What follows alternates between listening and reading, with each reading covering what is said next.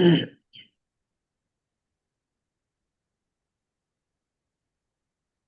welcome everyone. We'll get started. Om.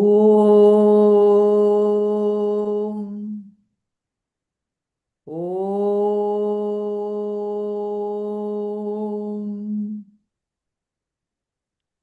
Om.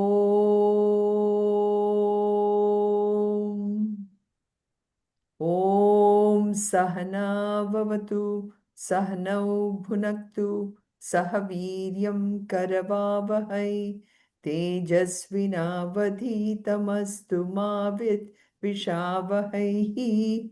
Om Shanti Shanti Shanti. Okay, so who wants to start? ॐ पार्थाय प्रतिबोधितां भगवता नारायणेन स्वयं व्यासेन कृतितां पुराणमुनिना मध्ये महाभारतम् अद्वैतामृतवर्षिणीं भगवतीम् अष्टादशाध्यायिनीम् अम्ब त्वामनुसन्ददामि भगवद्गीते भवत् वेक्षिणी। नमोऽस्तु ते व्यास विशाल बुद्धे पुल्लारविन्दाय तपत्रनेत्रः येन त्वया भारत तैलपूर्णः प्रज्वालितो ज्ञानमय प्रदीपः प्रपन्नपारिजाताय स्तोत्रवेत्रैकपाणये ज्ञानमुद्राय कृष्णाय गीतामृतदुहे नमः। वसुदेवसुतं देवं कंसचाणूरमर्दनं देवकी परमानन्दं कृष्णं वन्दे जगद्गुरुम्।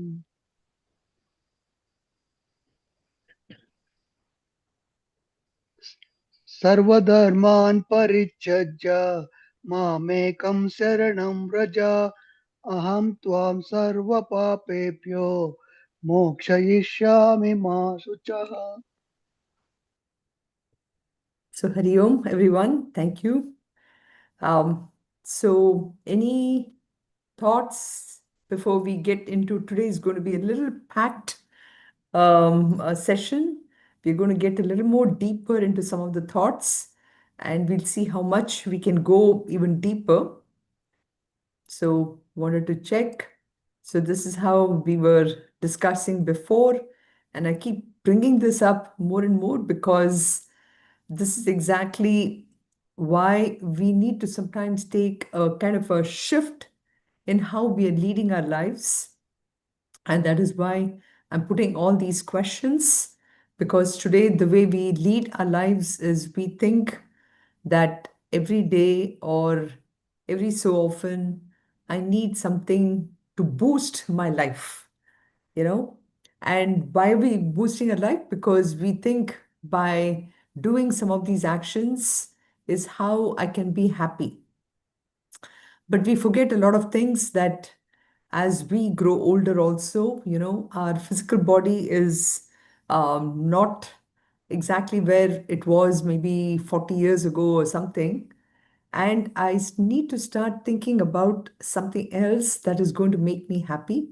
So where do we start? So this is where the entire Vedanta is all about, is it really prepares us for life. It prepares us to really have a realistic view of our life, and to the extent that by if I've really understood Vedanta well, I will be able to come to grips on the fact that all these years, the fact that I was thinking I'm Sunitha and I'm leading this life, I'm playing all these roles, in reality is not even there, you know.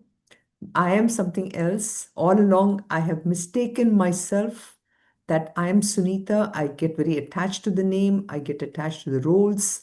And as I get attached to the roles, I tend to also swim with everything that is going on to Sunitha and to the roles. and go through all these ups and downs. But if I have truly an idea of what Vedanta is trying to tell me, I will recognize that all that is only happening to my layers of my personality. I am untouched. It's like, for example, if I'm wearing this clothing, and in this clothing, I spill something, then uh, I know that this is just a sari. I can change my sari because I spilled something. Whatever I spilled is only for the sari, right? It is not really affecting me as a person. So, this is so if I even take that kind of an analogy, slowly I can start penetrating within myself, and I try to understand that I'm not the sari, and then going back from the body perspective to my mind perspective, that if somebody were to tell me something which doesn't jive well with me, or if somebody praises me a lot, then even at the mind level, I will be able to say that, I'm really not the mind. It's only the mind that is getting spilt by something that somebody said or somebody didn't say. And from there on, from an intellectual standpoint, also, I will be able to understand that all this time, what I'm displaying is only a role to satisfy my own vasanas, which are now manifesting outside in the form of desires, in the form of actions. And from those actions, I need to learn from those experiences and evolve rather than allowing those experiences to overwhelm me or really engulf me with some things. So, from all this, this is where from 13th chapter, we kind of get deeper into understanding really this aspect of who do I think I am. And by having a firm understanding is what really leads to that ultimate moksha or ultimate realization.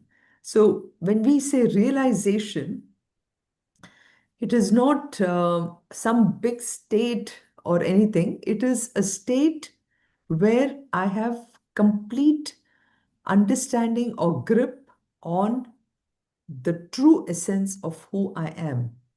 So that is the ultimate moksha. So just wanted to give you that background. Any thoughts or anything more to add to this? Hari Om. Yes, please. I have a question actually. Uh-huh. So, in a layman's language, like for us to Mhm. understand, you said Kshetra means field and Yes. the knower of the field. So, Mhm. can you give us an example, please? Just Sure. in layman's language, just for us to Sure. understand. For you want just for kshetra or even for The knower kshetra? of the field, both, so we know the difference, Yeah, because this sure. is a very powerful word, and I Yes. know it's going to take some time for us to understand. So Yes. if you give us in a layman's language, if you give us an example, Sure, sure. it'll be easier. I do have, in fact, I know last week that's where we ended up with, trying to understand what is kshetra and what is kshetrajna. But are you okay if I use a couple of analogies? Yes, please. Yeah? Yeah, okay. Of course. So I will not deviate with coming up with any more fancy analogies, but I may, for the sake of the fact that we live in today's world, I may use a little different analogy, but I will start off with the standard analogies that are used in order to describe kshetra and kshetrajna. So, the simplest of simple example is the aspect of when I walk into a room. Okay, when I walk into a room, what happens is I turn on the light. When I turn on the light, what happens is I look at the bulb, and I think that that entire bulb, I mean, it doesn't matter what bulb it is, but the minute I look at the bulb, I feel that the bulb is giving me this light, correct? Yes. So, but it is not, if I spend a little time analyzing it, it is not the bulb that is giving me the light, but it is actually the electricity which is working through the filament, which is giving you the light. Correct? Yes. Now, electricity by itself will not, if you just take pure electricity, that by itself is not giving the light. It needs the bulb, it needs a glass casing, it needs the filament, all that for the electricity to function and give us that light. Correct? Yes. So there are two components to it then.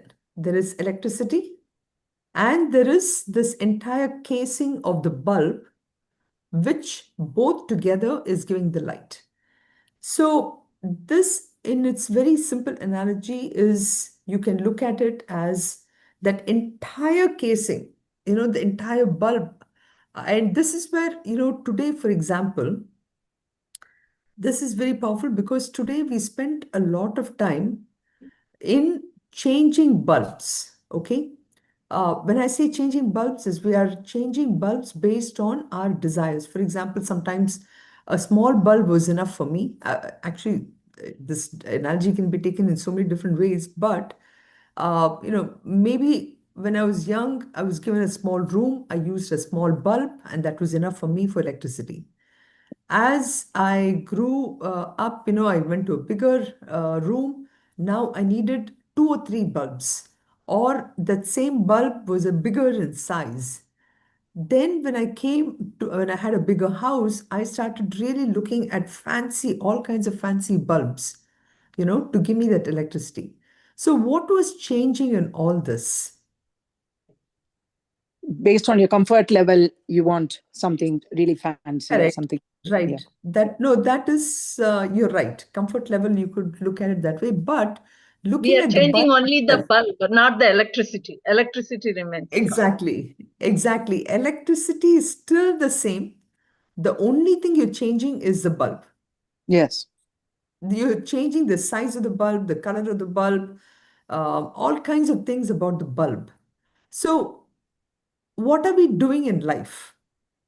In life too, we are spending, before we come to connection to life and Kshetra and Kshetrajnam, uh, looking back here, the electricity is remaining the same, and we are spending a lot of time in only changing the lot of innovations. A lot of innovations are going on how that bulb can be made to appease the comfort of what I want. We spend a tremendous amount of time only focusing uh, on everything that is about the bulb. Correct? Mhm. We don't do anything about the electricity. But without the electricity, the bulb is of no use. Correct? Yes. So too in our lives. Now, if you look at this analogy, think about everything that we are doing. So think about the kshetram, and that is where in the shloka 3, where the shariram word comes. Okay. Mm. What Krishna is trying to do is, Krishna is saying that we too, okay, taking the simple example of the physical body, without going into too much of breakdown of every part and all that, all he's saying is within you too, there is only two components.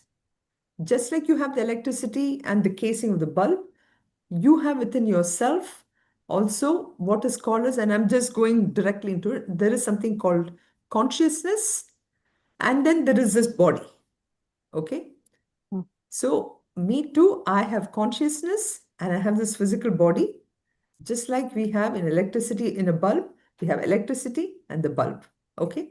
So, Mm. we have only these two components. I have consciousness and I have this entire body, and it is through this that I'm actually functioning in this world. Now, what is our problem?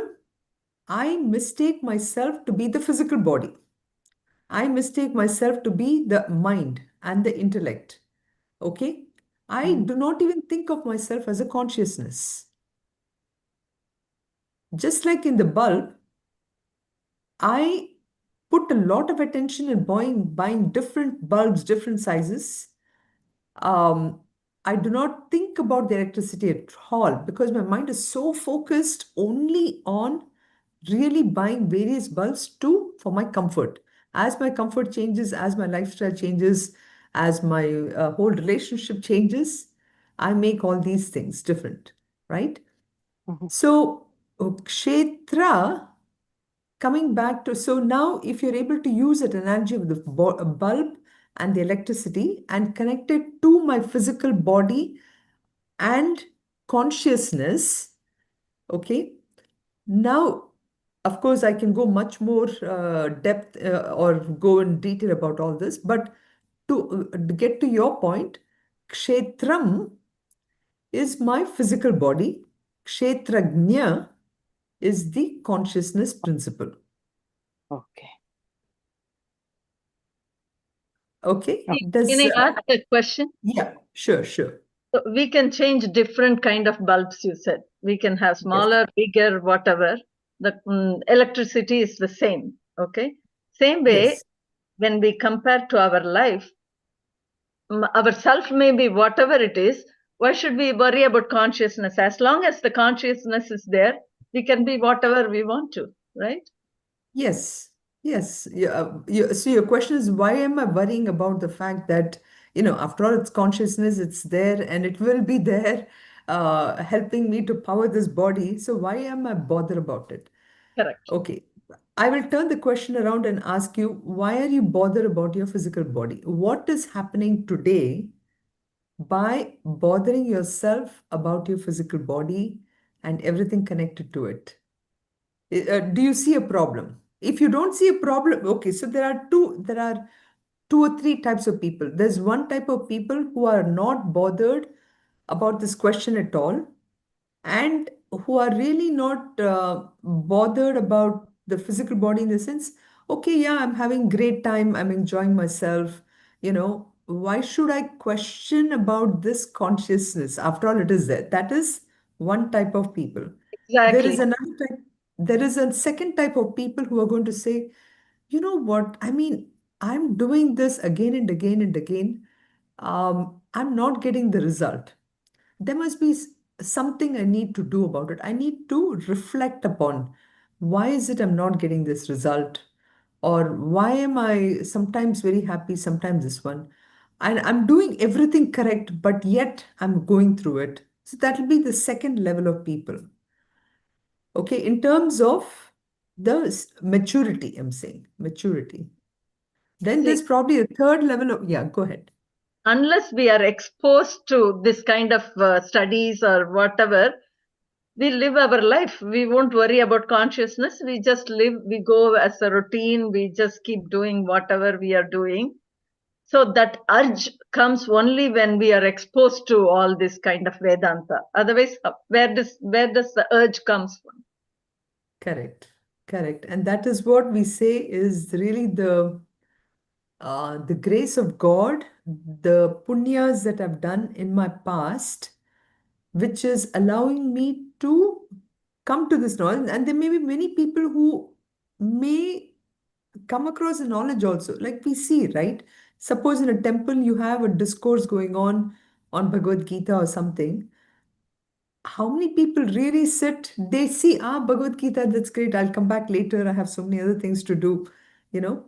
How many people will say, hey, let me understand what's going on here and see how the knowledge is going to help me, correct? So, yes, but coming back to your original question, Geeta, is why do I need to think about, worry about consciousness? After all, it's there. Electricity will be always there. The point is, everything that's happening to my physical body and everything, at some point, I really ask myself, how long, இந்த அரைச்சமாவு அரைக்கிறது, we say, how long am I going to keep on doing the same thing over and over again? How many clothes do I still need? How many, different type of foods do I need? Um, at some point in my mind, I will start asking these questions. There must be something else I need to worry about. And when I come to this realization or acceptance, if you want, or I'm totally convinced I'm not this physical body, I'm not this, and I turn my mind inwards, automatically what happens is all the problems that I was going through with my physical body, with my mental state and everything, they fall off. Because I know that is all, just like I gave this example of my sari, I realized that it's only my sari that I have to change, not myself. Okay. Okay. I have a follow-up question. Because we are right now, there are so many seniors who have come from India to America. They're all becoming seniors now. And I see so many seniors right now. And a lot of them, they just say some prayers and they watch TV. They just while away their time. They know they have nothing to do, but they spend time on TV watching social stuff and news and all that. And they don't think of other method of evolving. That's why I'm asking such a question. Right. Right. So, Actually, it all depends on individual to individual. Some people feel at this age, when you become senior citizens, listen to all these discourses or something, and they towards the end of our life, uh, let's follow Sanatana Dharma. And also, Sunitha ji, when you said consciousness, normally we say, like, so long as your conscious permits, then you can do. So every people have their own limitations, and we cannot go beyond dharma. So if we follow that, that's what we call as conscious. Is that correct? no, that is not correct. Mm. Or it is partly correct, I would say, in the sense, dharma. Actually, what the question or what you just said is um, um, need to be taken in different ways. Mm. You said conscious, you said Yes. consciousness, and then you use the word dharma, Yes. correct? So Yes. they're all three different things. Mm. Consciousness. In my last session, I had done the last slide as, what is consciousness? And Mm. I do have that in this lecture also. Yeah. Maybe I at noted one that. point, maybe at one point, what I will do is Mm. slide and explain it. So you But the said simple it's thing, not part of the body, it is independent entity, it is an independent principle, and it will continue to exist. correct, After destruction of the body, consciousness is not recognizable. That's what correct, you said. correct. That is consciousness. Now, Mm. conscious is a very simple word which we all use it very easily. For Mm. example, I'm conscious, I'm Geeta. I'm conscious, I'm Sunitha. That's how we use the word conscious, correct? Okay. Okay. Okay, so that is not the consciousness which Okay. you That's the, just oh, read out. I got it now. Okay. Okay. Mm. And the point about dharma is, if okay, I'll just say this. If I'm conscious that I am consciousness, I will automatically do the right thing, or I will automatically do my actions in a dharmic way. Perfect. Yeah, that's what I wanted to understand. Thank you. Yeah. Okay. Okay. Okay. You have to Okay. say the third kind. Sorry, I interrupted. Yeah. Three kinds. If I'm conscious that I am that consciousness, Yes. okay? Naturally, you'll follow only dharma. Yes, you will Mm. follow only dharma. Got it. Now I understood very clearly. Thank you so much. No problem. No problem. Got it, Geeta?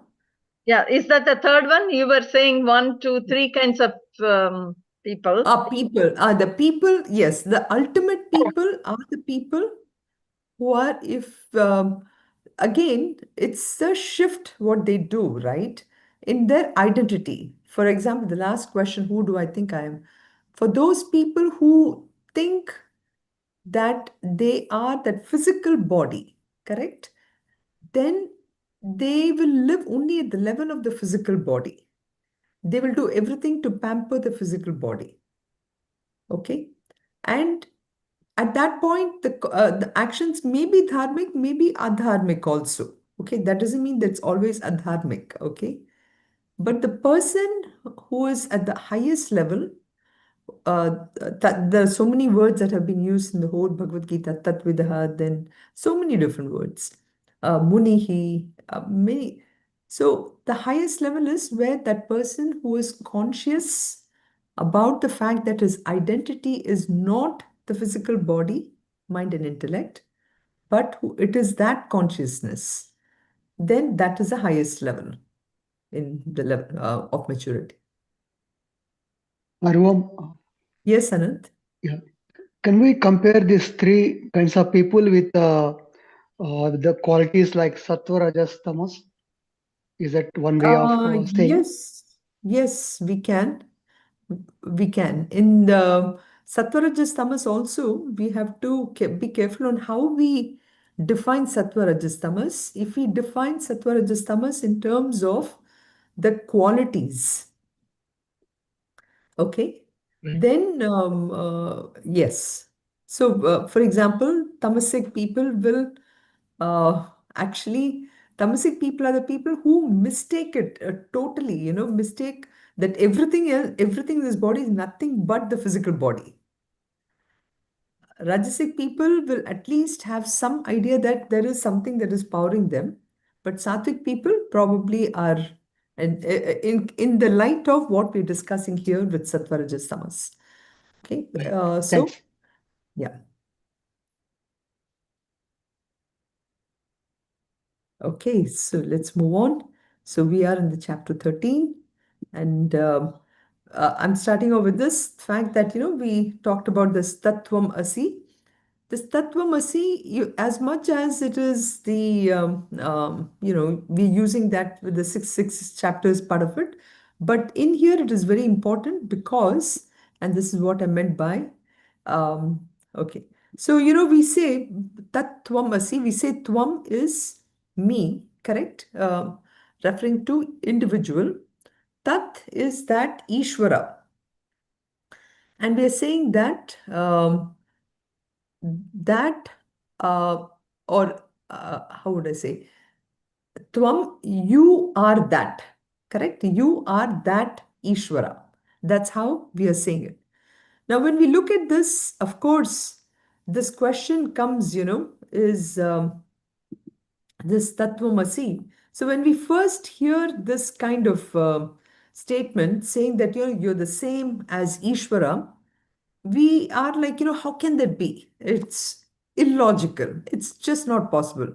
How can I, who is, this body which is about 5 feet, 3 inches tall, be the same as this entire Ishvara? I mean, Ishvara is like even beyond what I can see, right? I mean, if I look at where I am today, I'm in Kerala, I'm in India, and then India is part of the world, and the world is part of the universe, and the universe is part of the Milky Way, and the Milky Way itself is only one set of constellations in the midst of all this. So how can I, this five kutti person, who is not even like an kadaha, we say, mustard seed, be really so large enough to contain this? So to answer this question, we have to first remember that this tattvam asi should not be really taken literally. Okay. Now, what do we mean by literally? Okay, let me put this next one thing also here. We need to understand, we have to proceed, like, we have to really take this one step at a time. So, to do this, first, let us understand what upadhi means. So, can anybody define what an upadhi is? Huh? Meena, you Our want to? body is Correct. Anything which is casing, right? So, for example, here we can say that the bulb, that's why I had this electricity bulb here, that outside bulb is the upadhi in which the electricity is functioning, correct? So, we can say the light bulb is an upadhi of electricity. So, how would you say in the second example, it is an upadhi?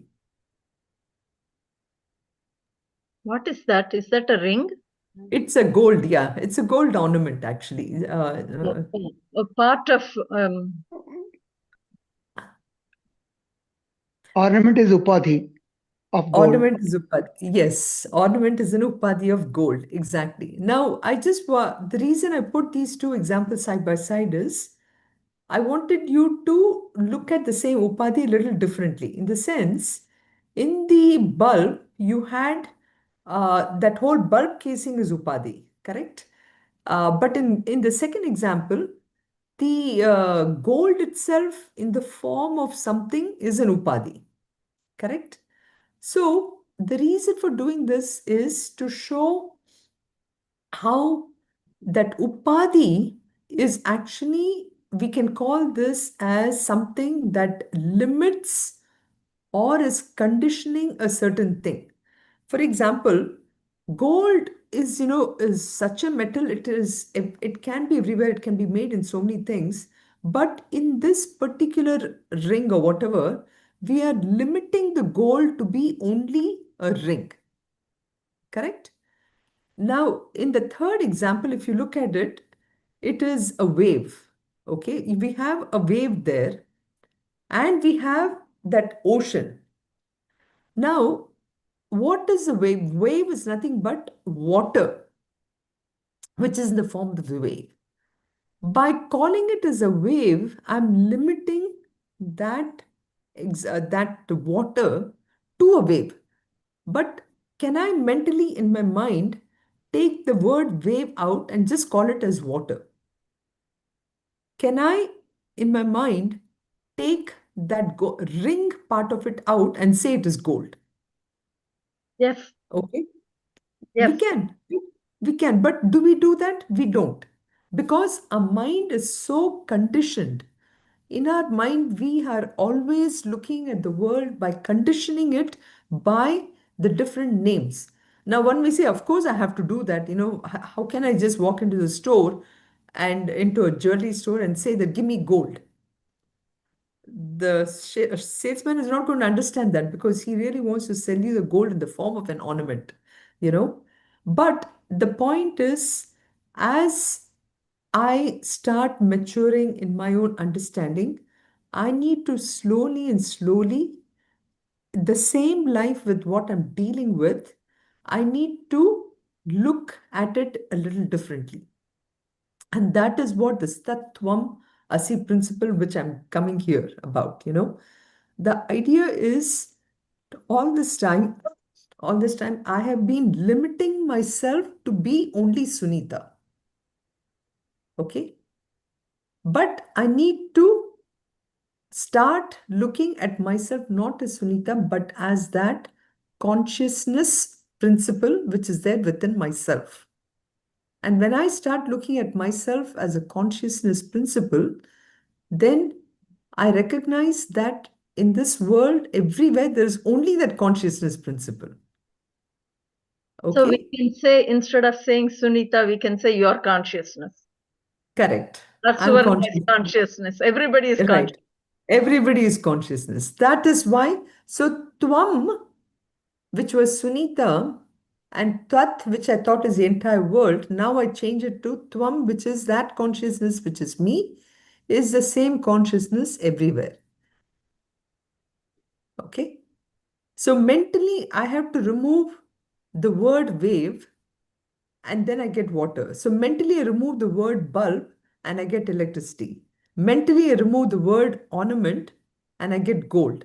So all the time, if you look at it in the world, we are living only as the labels. So mentally, I have to remove the labels out. Like, even the cars I own, if I own a Honda, if I own a Toyota, I need to take all those out and start to look at exactly what it is. Does that make sense? So this is the powerful part of it, which is really what we are seeing from 13th chapter onwards, and which is bringing that thing to us. So now you can see how Bhagavad Gita is so logically put together. First I have to understand who I am. I have to understand the entire world. Then from 13th chapter, I have to start removing the labels out. Only then I'll be able to see the oneness, the essential oneness. Okay. Hari Om, when you're Yeah, explaining it, it feels very easy, but actually understanding, like we are talking about your consciousness, I'm consciousness, Gita's consciousness, everyone is consciousness. But when we have to understand the in the transactional world, though, we still have to use those names, Sunita, Gita, Anand. We have to use those names. Suvarna, we have to use the names, but in essence everyone and everything is consciousness. To always be aware of that, it's I mean, I'm just in awe of how the munis and the sages they did it, and how it's just mind-boggling.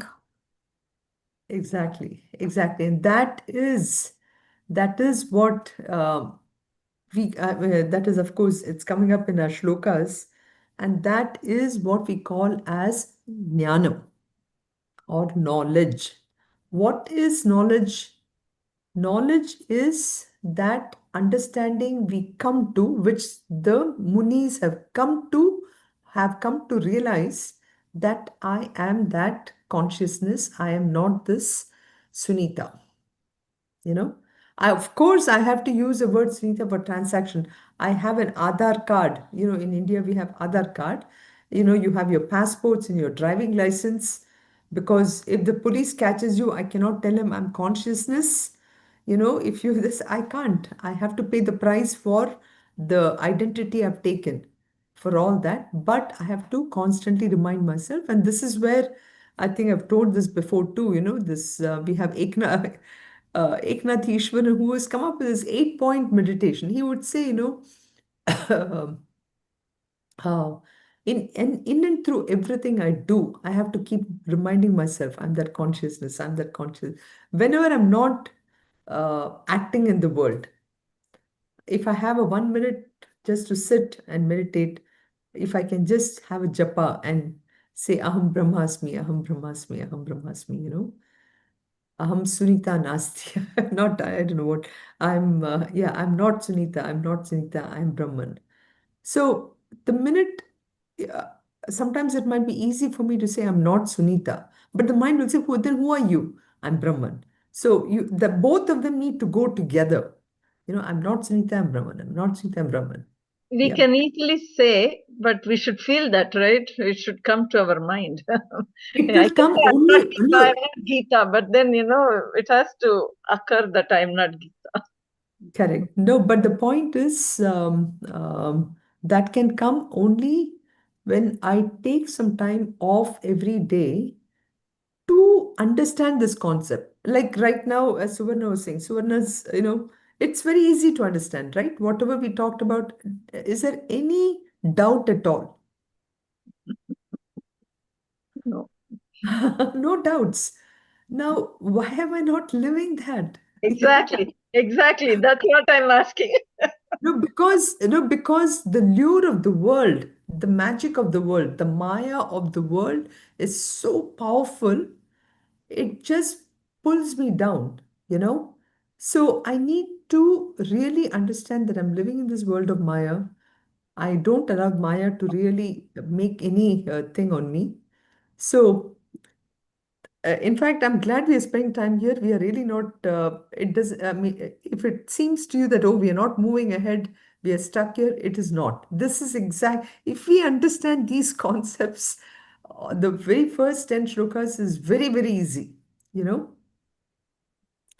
So just I gave these three examples, but let's say just to give you another example, for example, to understand this particular shloka, which we already discussed, suppose there are, me and my sister, okay, and I have a PhD in chemistry, and my sister, she has a master's in biology or something like that. So obviously, when we are working in our own kshetra, okay, what happens is what I do is different than what my sister is based upon the kind of responsibilities, right? So we do this, but now suppose if I keep on having this title of that I'm a PhD, chemistry PhD, whatever, then, when I come home, there's going to be a confusion because my mother is going to say, but your name is Sunitha, you're not this, you're not that, right? So I need to give up those titles and everything so I have to remove this upadhi. So upadhi is not necessarily just the container part of it, it is also anything which is creating a divide between me and my sister. We are one, but then, so removing of this upadhi is needed to really understand who I am. So this is very important. So first we have to start removing the smaller upadhis within myself. So Krishna is then, will then later tell us how to remove the biggest upadhi through the use of, many of these values. We'll come to that. So by practicing the values, so going back to your question on, how do I live in this world by doing this is he will give us some practical sadhanas on how to remove these upadhis. So today all these upadhis are limiting us and we think that I am this small 5 foot person, but by conscious practice of these gunas, I can actually remove the upadhis. Yeah. Question. See, outside, I'm a professor, okay? The minute I come home, I say I'm not a professor. It's very easy for me to understand.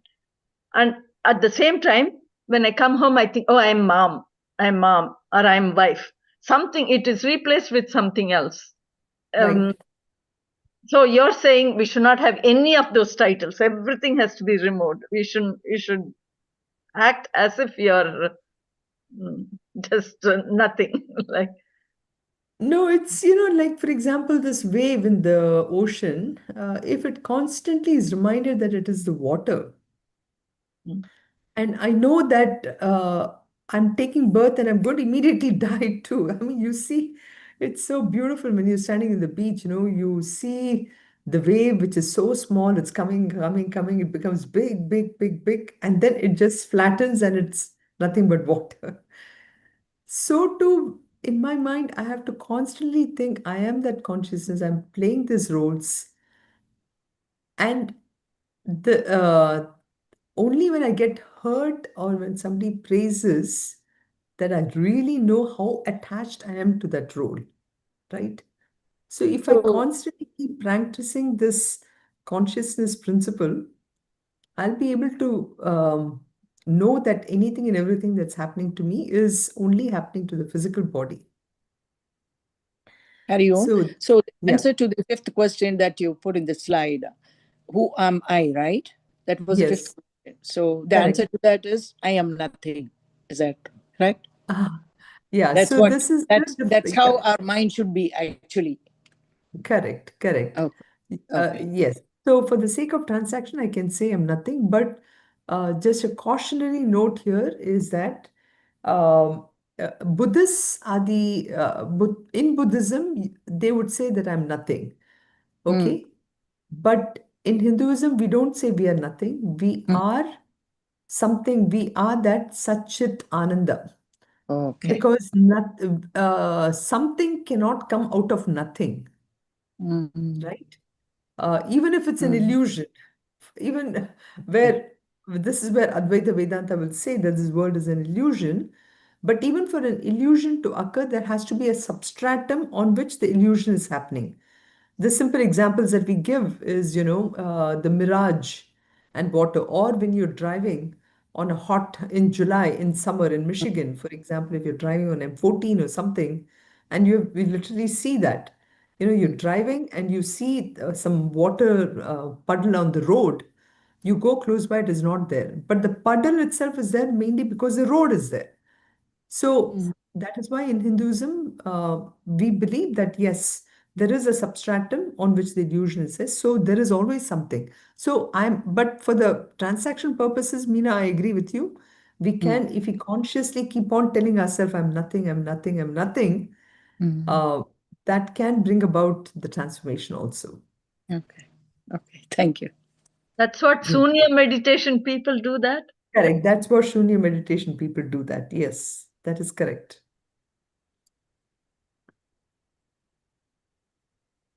So Jiva Ishvara Swarup Aikyam, I think we understand now. I will skip all this. And so in Shloka 1, we had actually, which, as we said, it is attributed to Madhusudan Saraswati. And here, these are the six terminologies that he had mentioned. Only because Arjuna was familiar with them, with others. He really wanted to know what is the relationship between all this. So it's a pretty simple thing here. Then in Shloka 2, because you're talking about Kshetra and Kshetrajna, he starts to actually mention the word Shariram as the Kshetram. Okay? And in this, the Shariram he refers to both the physical, the subtle body, and the causal body, which is the vasanas and everything. And that is what Krishna starts to explain. Idam Shariram Kaunteya, Kshetram iti abhidhiyate. So he says, let's start with looking at your body. And then he says, Etad yaveti tam prahuhu. The idea here is immediately he's bringing this relationship with the physical body and the consciousness. He is saying that he who knows. So the body is no different than the knower. That's the part which he will come to. And again, he starts to explain kshetram. Kshetram is that which is, always decaying. Kshiyate. Kshiyate, which is always decaying. That is kshetram, which is not there. And this includes the physical mind, body, and this entire world. Okay. And then kshetrajna is the aspect which basically makes the body conscious. Okay. So Kshetrajna is the consciousness principle which makes the body conscious. Without the Kshetrajna, the body is lifeless, right? So, but then we have to be, when I say lifeless, then the question is not that is Kshetrajna life? No, we said life is processes like the prana, the five pancha pranas, that is a processes. But in order for the pranas to work also, you need this consciousness principle. And that is where, when Meena was referring to this slide, this is what we said, that consciousness then is not part of the body, it is everywhere. And it is independent, which makes the body conscious, which makes the body, inert body, makes it sentient or conscious. And it is not limited by the boundaries of a body. Okay. So today, I think that Sunitha, she's able to speak. All that is because of consciousness. And therefore, is it limited to only this physical body? No, it is not. When this physical body dies, that consciousness will continue to exist. There is a reflection of the consciousness, which is part of Sunita, which is powering everything, which is giving that life, if you will, to my physical body. But that all goes away as my subtle body into the next life, whenever, as and when it decides to take birth again. If it decides to take birth, all that will happen. But this consciousness will continue to exist even when the body perishes. It is eternal. And this surviving consciousness after the destruction is not recognizable. Now, this is a very powerful word. One may say, why is it not recognizable? The idea is, again, going back to this analogy of the light in the bulb, uh, we know that the light, you can hear me? Can you all hear me? Yeah. Yes. Yeah, okay. Because on my side, the thing is frozen. So, okay, maybe if I move it and let's see. Now, yeah. Okay. So, for electricity to be noticeable, we need the bulb, correct? So too, if I keep on dissecting myself, will I really get to the consciousness? No, I will not. I'll never be able to get to it because consciousness can never ever be seen by microscope or anything. It is, It's beyond all that. Okay. So let's move on to, at least there's another 4 or 5 minutes. We'll do shloka number 3. So in the previous, just a little bit of this, we had read what Kshetra means. Kshetra means the field. Kshetrajna is the knower of the field. That is one who knows himself as distinct from the field.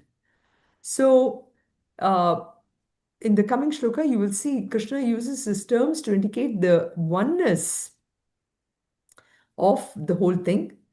And most of us, we look at ourselves as, like I said, Gita or Sunitha, and therefore we get stuck with that identity. We get Is it stuck with right? the Is yeah. it right to say that Kshetrajna is consciousness? Yes. Kshetrajna is consciousness. Okay. Yeah.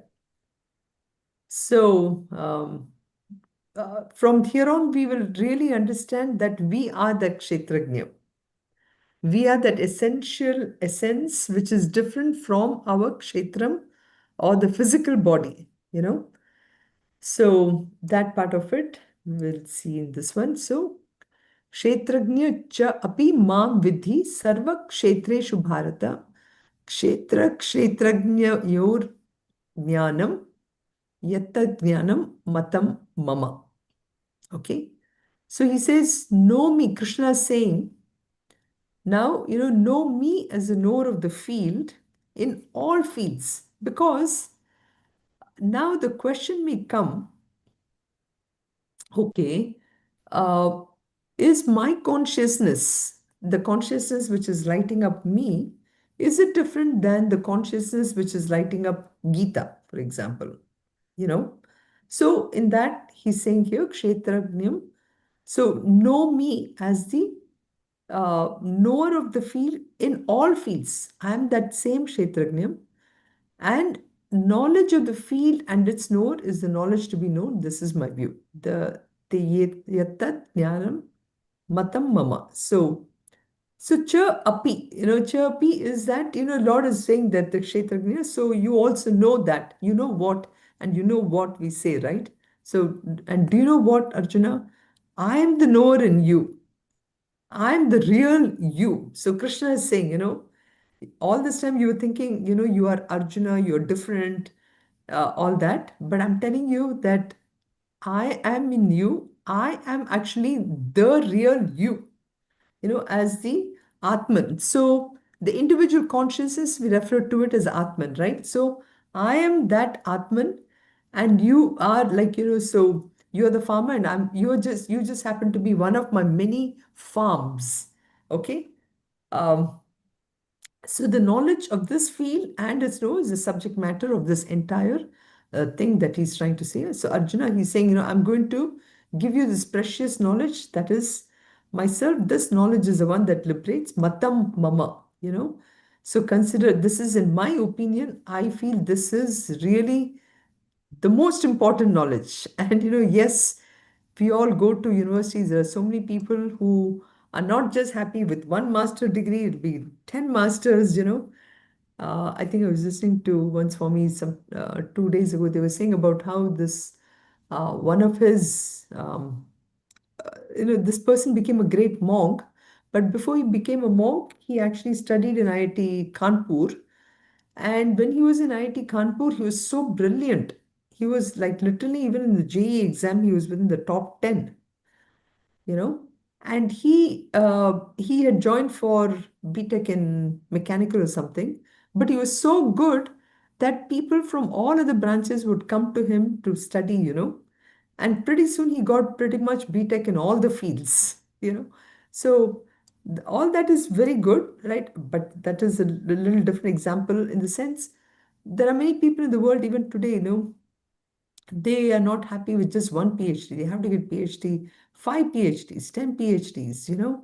He said all that is very good, but he says, Krishna is saying, most important knowledge is really understanding who you are. That is this one. So he goes to this next step of knowledge. You would see, actually had prepared so much today. I mean, I don't know what I was thinking. There's literally each one of this thing I wanted to go through in detail. Sorry, And then sorry, no, sorry. no, not at all, not at all. Actually, I'm so happy that you brought the question because that crystallized and literally, I don't have to go through all this.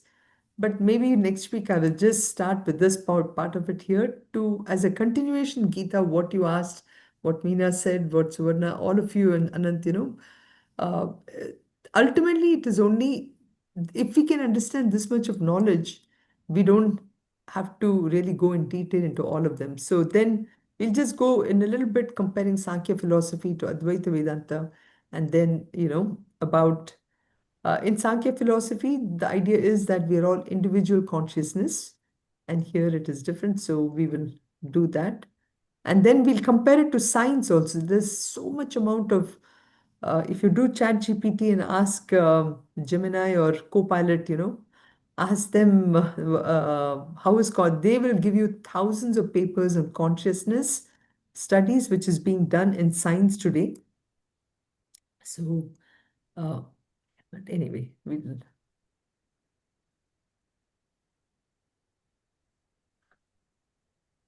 definitely move on to do all the way up to, I was maybe next week, another 6, 7, before we get into the 20 values. Okay.